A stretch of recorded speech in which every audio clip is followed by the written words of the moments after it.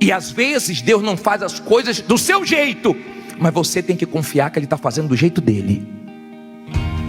Você tem que aprender a confiar em Deus, mesmo que esteja difícil para você.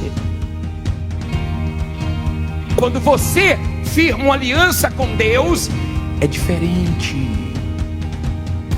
Entenda, eles estavam na mesma terra. Deus não disse que ia dar uma terra diferente, era naquela terra. Mas Deus disse assim, ó, eu vou deixar uma bênção, eu vou abençoar.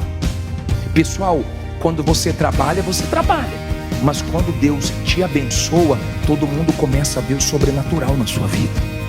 É diferente. Tem coisas que você alcança pelo seu esforço, pela sua dedicação, mas quando Deus começa a honrar uma pessoa, ela começa a alcançar o sobrenatural. O que as pessoas fazendo mais esforço do que ela não consegue, ela consegue com a bênção de Deus.